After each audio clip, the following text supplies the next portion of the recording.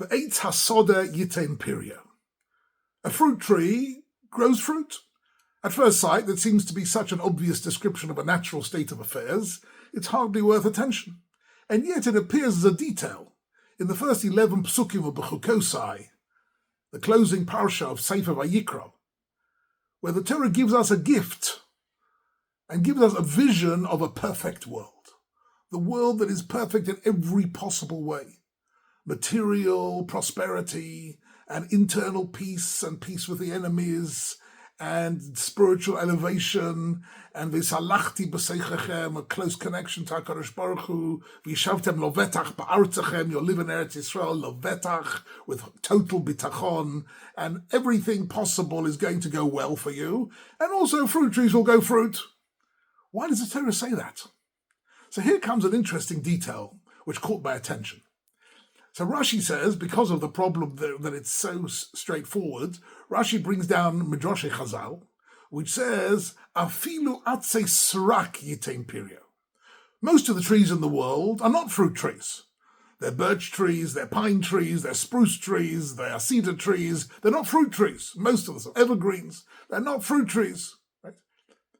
Says Rashi, part of the description of the most perfect, wonderful state of affairs in the world is that even Atse Srak means non-fruit-bearing trees will produce fruit. Every tree will produce fruit. So what's going on here? So on a first reading, it's simply, and I think this is the Poshet Pshat here is, that Rashi is saying this will be a miraculous time. Teva itself, nature itself, will change if and when Klal Yisrael and the world reaches a point where the Torah is the basis of world culture, and we will be able, in Bechukosei Telechu, will be able to benefit from this perfect state of affairs. I hesitate to use the English word utopia, because utopia was coined in the 16th century by Thomas More as the title of a book. And what he meant was utopia in Greek simply means a no place. In other words, this can never exist. This can never happen. It's a fantasy. Right? And yet the Torah here gives it to us not as a fantasy, but as a vision that will definitely happen at some point in the future. And this is, says the Ramban, this is the closest the Torah gets anywhere in the Chumash to describing the state of affairs of Achris Hayomim. The end of days, the Geula Acharona, right? The Messianic period will be perfect in every possible way, right? And the fruit trees will give fruit. And now what will be remarkable is if you read Rashi, you simply think it means that it will be miraculous that even non-fruit trees will give fruit. That will be one of the miracles of the time. There are many Meforshim, including the Rambam, for example, that doesn't like the idea that the Messianic period is a miraculous period. The Rambam, at the end of his magnificent magnum opus, the Mishnah Torah, at the very, very end, he tells us about Yemos HaMashiach, at the end of Hilchos Malachim, and he says, Al tale al datra, you shouldn't think for a minute this is going to be a miraculous time. It's not miraculous. It's just that the world will come to its senses, and the nations of the world will come to their senses, and people will focus on the MS. And that's the great leadership of Mashiach, right? So it's not miraculous. So if it's not miraculous, what did Chazal mean that non-fruit producing trees will produce fruit? So there are some interesting angles to this particular line. One of them is that the word Peiros itself doesn't always just mean fruit. Peiros can mean benefits, right? And therefore, for example, we find that that if you do certain mitzvahs, the Torah promises us that we will benefit from these mitzvahs ba'olam hazeh, in this world. Doesn't mean fruit. Doesn't mean you'll have plums and apricots and apples because you're doing mitzvahs. It means there'll be peirot, it'll grow, it will have fruits. And therefore, what the Pasuk now means, according to Chazal, Eitz Asara Yitain Piria means non-fruit-bearing trees, we will discover amazing benefits in the trees. The trees themselves could produce payros, could produce benefits such as medicinal benefits, all sorts of remarkable inner strengths which can be of benefit to mankind. I don't know if you know, but the aspirin, for example, comes from the bark of a tree. It's a derivative from the bark of a tree. And therefore, that was the most basic and original, universal painkiller and blood thinner, has remarkable powers, aspirin. And it simply is discovered from a tree.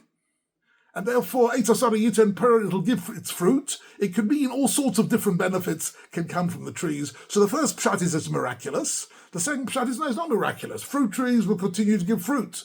Other trees will give us all sorts of benefits which will increase the well-being of mankind to the highest degree imaginable. And that's the second pshat. The third pshat, which is found in a medrash, is the idea Eitz HaSada is actually a reference, ki ha'adam Eitz HaSada. The word Eitz HaSada is used in the Torah to refer to human beings. And Eitz HaSada means a non-fruit-bearing human beings, meaning what? People who you thought would never bring a benefit to society, who you think will never make a contribution, people who you feel are actually in some way of no practical use to mankind, even they will be found to have great potential and contribute substantially to the well-being of mankind. And that's Eitz HaSada Yitain Perah. That's another pshat, a third pshat in Rashi's, that the non-fruit-bearing trees, human beings, will be indeed fruitful in all different senses. That's a third pshat. And there's a fourth pshat of the Ramban, which is made very complex and goes past the range of this particular Dvar Torah. The Ramban says that actually this whole 11 psukim in Behar-Bechukotai describes a state of affairs that has never existed, although that's not entirely true, says the Ramban. It existed for Adam Horishon Lifnei HaChet. It's a description of the state of affairs that existed before the Chet of the Eitz Hadas, before the forbidden fruit was eaten, and the world lived in an idyllic state. And in that state, indeed, all trees bore fruit. In fact, Adam and Chava were told, Mikol Eitz Hagan Ochel Tochel. You can eat from all the trees of the field, because every tree bore fruit. So in actual fact, it's not miraculous in the full sense of the word that actually nature was cancelled and suddenly everything is miraculous. It means there is a primal nature which existed once and will come back again. And that is Adam Orishon Lifnei HaChet, and that is the return of a Gan Eden, a reality. And all this is hinted at in the Eitz HaSada Yitain Perah. This is the first point I want to mention about Parshas Bechukotai. But now I want to fast forward to the closing chapter of Parshas Bechukotai, which is also the closing chapter of Sefer Vayikra. And the truth is, the central theme in the whole of Vayikra has been korbanos. In fact, Chazal referred to it as Toras Kayanim. And it's not surprising, therefore, that it ends up with a chapter about a detail in Meleches HaMishkan, in korbanos, and with regards to the Kohanim. But there is here a very, very important detail, which really I just want to touch upon for a couple of minutes. And that is as follows. There is here a word and a pasuk mentioned twice, which actually is the basis for a whole Masechta in Shas. There's a Masechta in Shas called Temura. And Temura simply means, also in modern Hebrew, it means something you give in exchange for something else. Zeh temurasi, zeh chalifosi, something which is a temura, something which is A as a substitute for B. That's a temura. What is it talking about here? So the pasuk says, at the end of Bechukotai, a person makes an animal, he consecrates an animal to be a korban, and then he decides, no, I don't want this animal to be a korban, I want to exchange it for a different animal.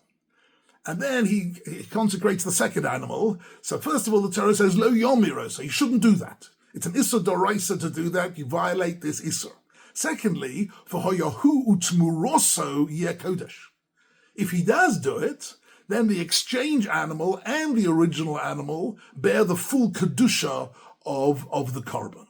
What is that interesting? Why is that relevant? Why is it here in Behar-Bechukotai? And here I want to touch upon something very, very beautiful.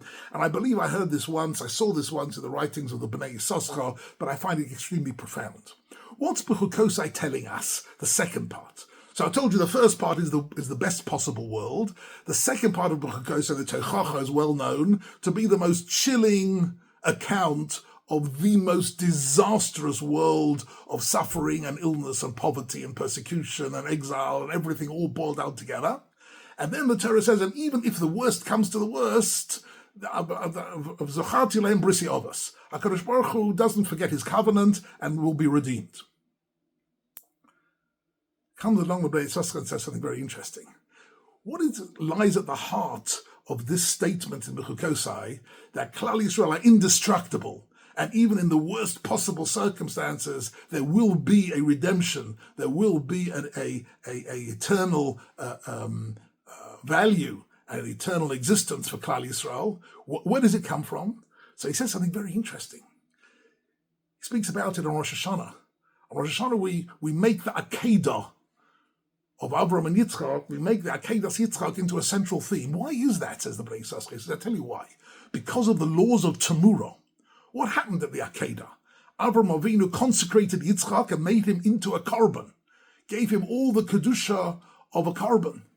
And then he brought him up on the Mizbeach, and then he said, no, wait a minute, I'm going to take the ayil. I'm going to take this ram, and he brought it up instead. But what does the Torah tell us in Hilchos Temurah? Once you've made an animal into Hekdesh, that kedusha remains eternally, even if you switch it for another animal. And if you look at the Mishnayos, there's 7 chapters of Mishnayos in Maseches Temurah. And mentioned a couple of times is that that the kedusha remains in all the descendants and all the offspring of this animal forever. So that kedusha is hardwired into Yitzchak. And that kedusha is still with us today. That kedusha is indestructible. Hilchos Temurah, in some way, closes Parshas Behar-Bechukotai by telling us why Klal Yisrael cannot be destroyed ever.